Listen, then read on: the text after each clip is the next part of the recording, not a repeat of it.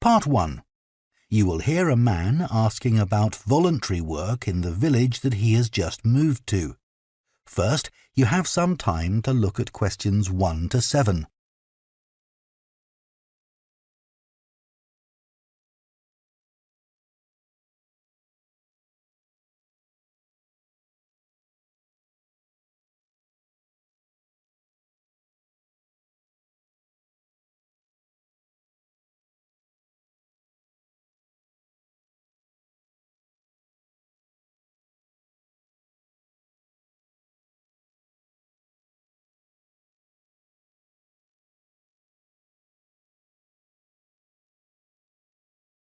Now listen carefully and answer questions 1 to 7.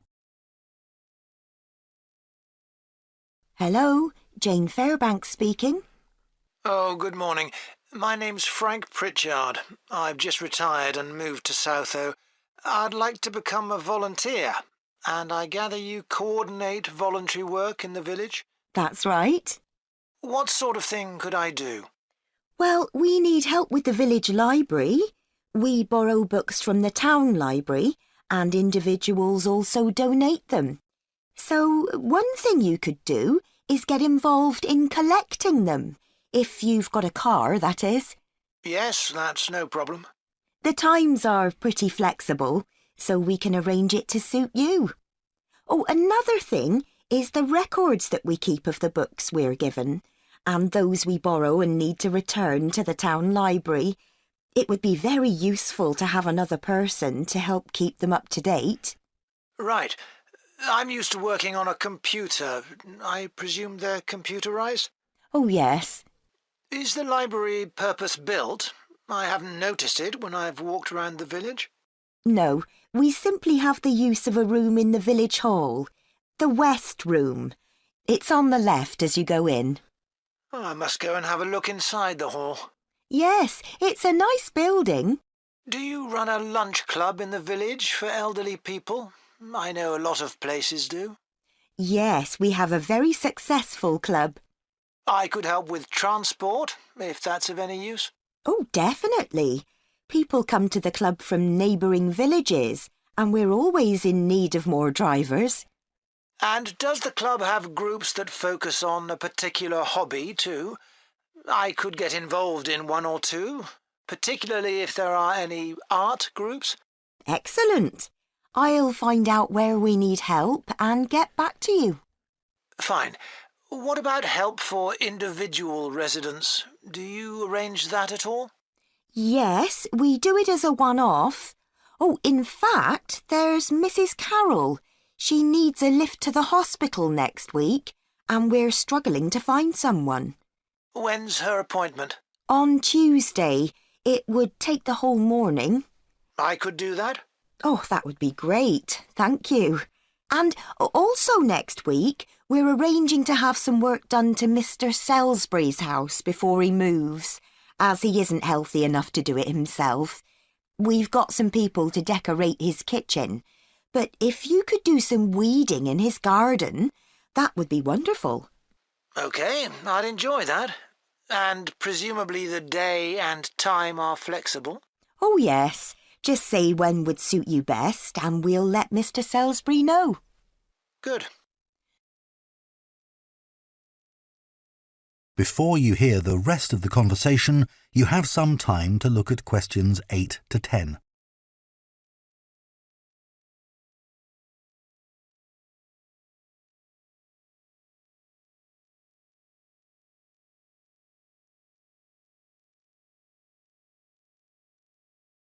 Now listen and answer questions 8 to 10. The Volunteers Group also organises monthly social events, which is a great way to meet other people, of course. Uh-huh. So next month, on the 19th of October, we're holding a quiz. A couple of residents are great at planning unusual ones, and we always fill the village hall. That sounds like fun. Can I do anything to help? Well, because of the number of people, we need plenty of refreshments for halfway through. So if you could provide any, we'd be grateful. I'm sure I could. I'll think about what to make and let you know. Thank you. Then on November the 18th, we're holding a dance, also in the village hall. We've booked a band that specialises in music of the 1930s. They've been before, and we've had a lot of requests to bring them back. I'm not really a dancer, but I'd like to do something to help. Well, we sell tickets in advance, and having an extra person to check them at the door as people arrive would be good. It can be quite a bottleneck if everyone arrives at once. OK, I'm happy with that. We're also arranging a New Year's Eve party. We're expecting that to be a really big event, so instead of the village hall, it'll be held in the Mountfort Hotel. The... Mountfort. Mountfort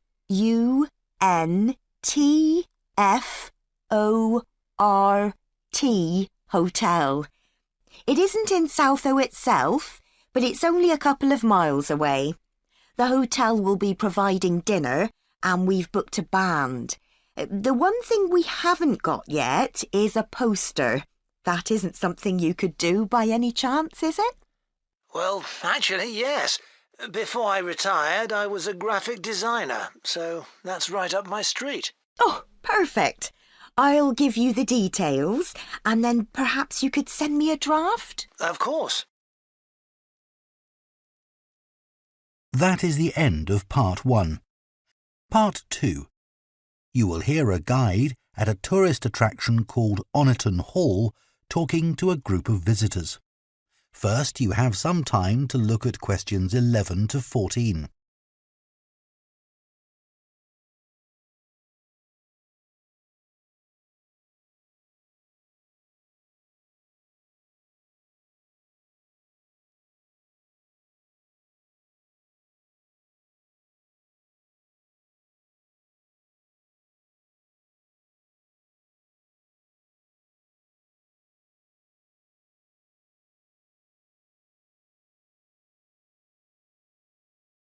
Now listen carefully and answer questions 11 to 14.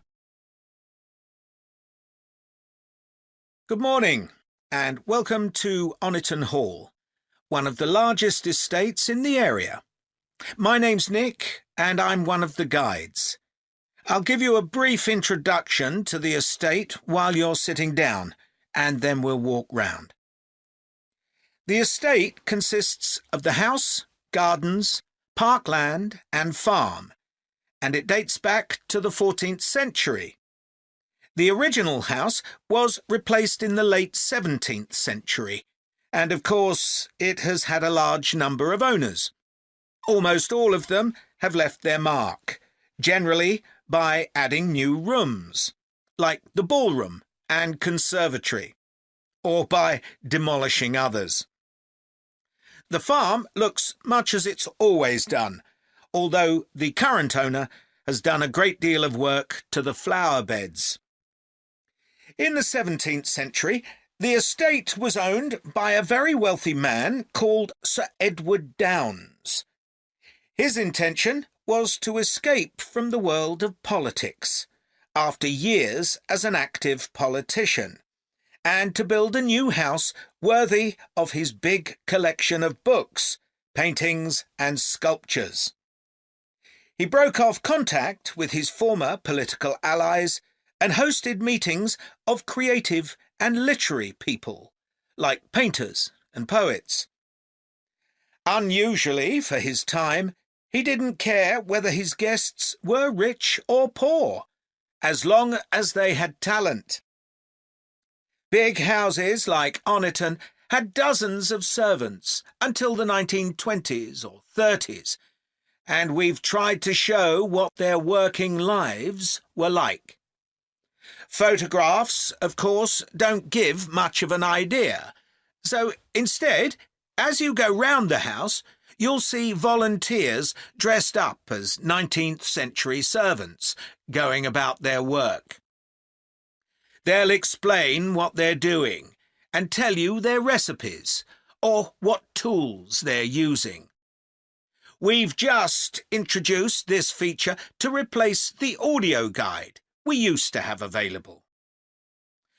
I see there are a number of children here with you today. Well, we have several activities specially for children, like dressing up in the sorts of clothes that children wore in the past. And as it's a fine day, some of you will probably want to play in the adventure playground. Our latest addition is child-sized tractors that you can drive around the grounds. Before you hear the rest of the talk, you have some time to look at questions 15 to 20.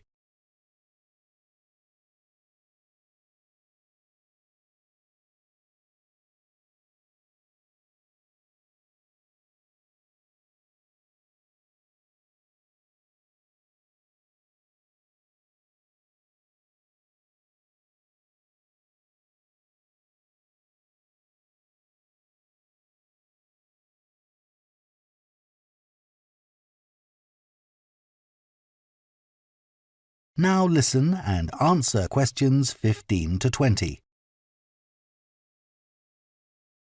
We'll also be going into the farm that's part of the estate, where there's plenty to do. Most of the buildings date from the 18th century, so you can really step back into an agricultural past. Until recently, the dairy was where milk from the cows was turned into cheese. It's now the place to go for lunch, or afternoon tea, or just a cup of coffee and a slice of homemade cake. The big stone building that dominates the farm is the large barn, and in here is our collection of agricultural tools. These were used in the past to plough the earth, sow seeds, make gates, and much more. There's a small barn, also made of stone, where you can groom the donkeys and horses to keep their coats clean. They really seem to enjoy having it done, and children love grooming them.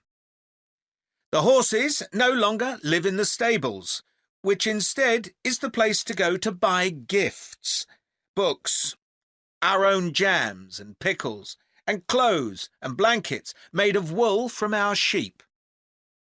Outside the shed, which is the only brick building, you can climb into a horse-drawn carriage for a lovely, relaxing tour of the park and farm. The carriages are well over 100 years old.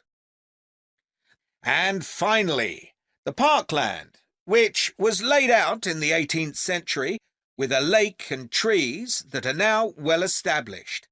You'll see types of cattle and sheep that are hardly ever found on farms these days. We're helping to preserve them, to stop their numbers falling further. OK, well, if you'd like to come with me, we will start.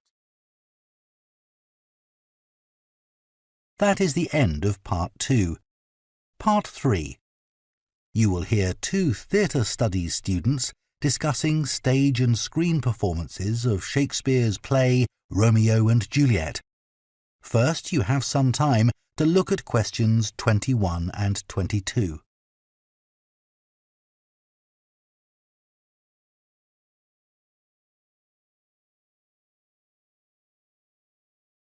Now listen carefully and answer questions 21 and 22. Did you make notes while you were watching the performances of Romeo and Juliet, Gemma? Yes, I did. I found it quite hard, though. I kept getting too involved in the play. Me too. I ended up not taking notes. I wrote down my impressions when I got home. Do you mind if I check a few things with you, in case I've missed anything? And I've also got some questions about our assignment. No, it's good to talk things through. I may have missed things too. OK, great.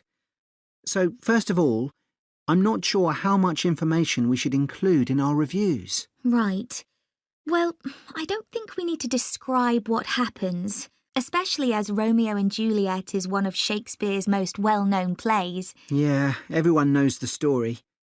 In an essay, we'd focus on the poetry and Shakespeare's use of imagery, etc., but that isn't really relevant in a review. We're supposed to focus on how effective this particular production is. We should say what made it a success or a failure. And part of that means talking about the emotional impact the performance had on us. I think that's important. Yes, and we should definitely mention how well the director handled important bits of the play, like when Romeo climbs onto Juliet's balcony. And the fight between Mercutio and Tybalt. Yes. It would also be interesting to mention the theatre space and how the director used it, but I don't think we'll have space in 800 words. No, OK. That all sounds quite straightforward. Before you hear the rest of the discussion, you have some time to look at questions 23 to 30.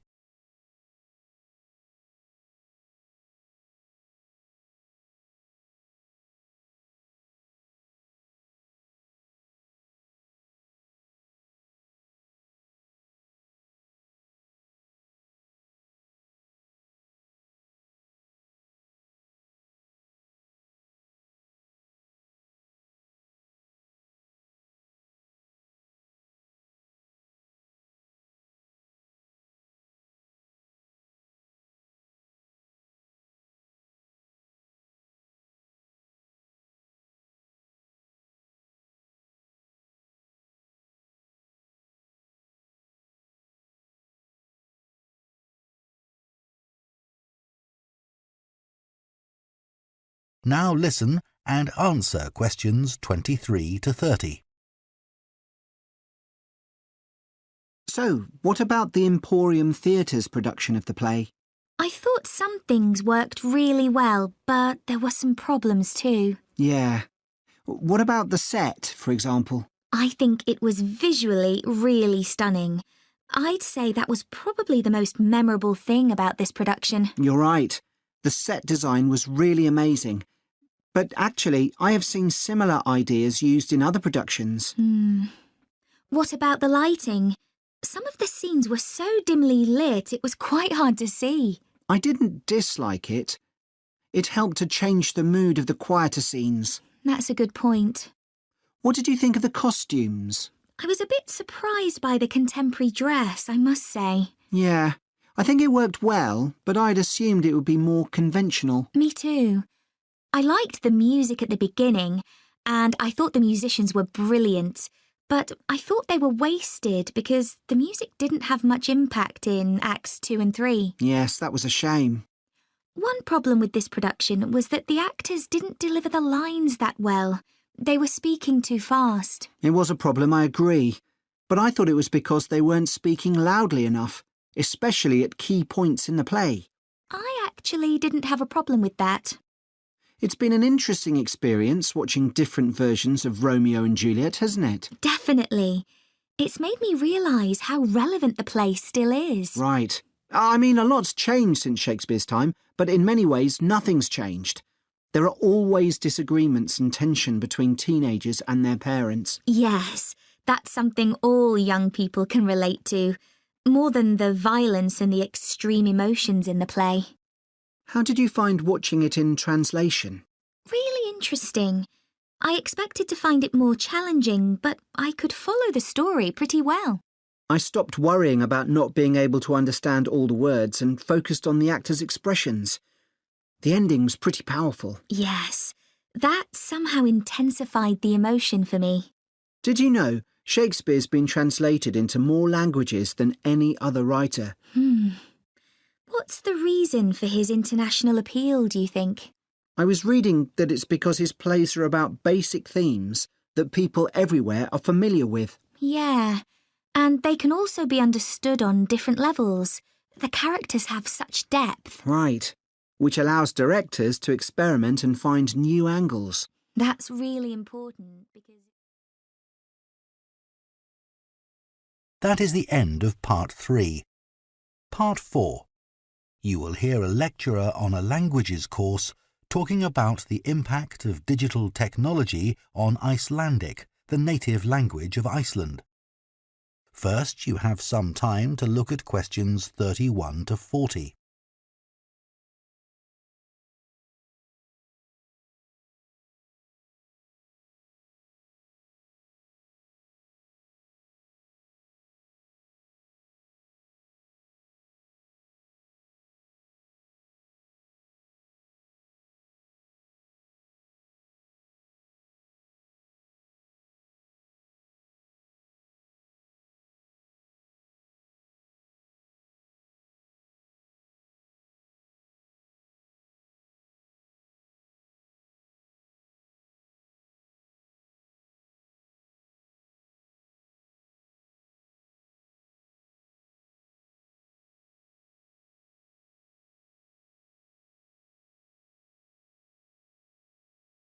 Now listen carefully and answer questions 31 to 40.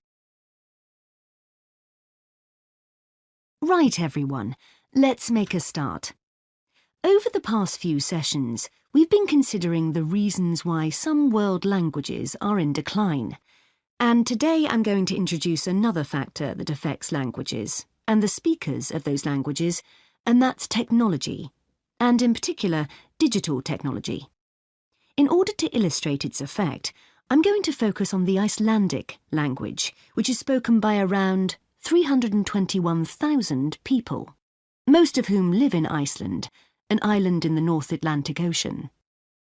The problem for this language is not the number of speakers, even though this number is small, nor is it about losing words to other languages, such as English. In fact, the vocabulary of Icelandic is continually increasing, because when speakers need a new word for something, they tend to create one, rather than borrowing from another language. All this makes Icelandic quite a special language. It's changed very little in the past millennium, yet it can handle 21st century concepts related to the use of computers and digital technology. Take, for example, the word for web browser. This is vafri in Icelandic, which comes from the verb to wander.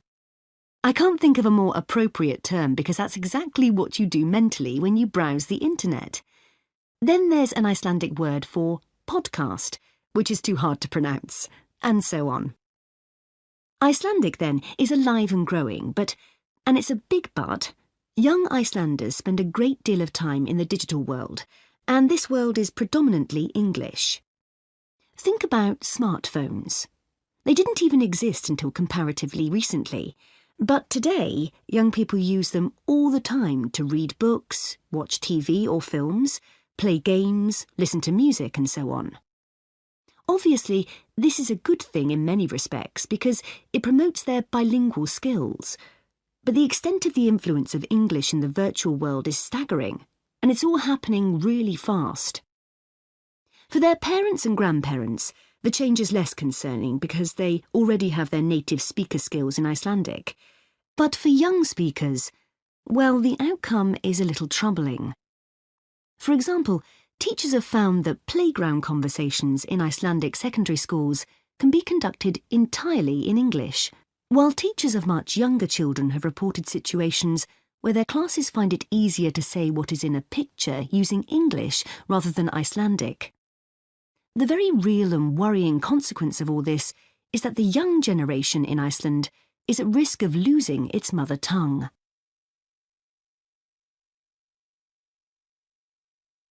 Of course, this is happening to other European languages too.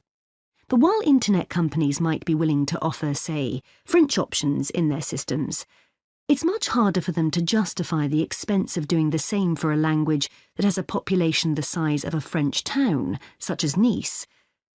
The other drawback of Icelandic is the grammar, which is significantly more complex than in most languages.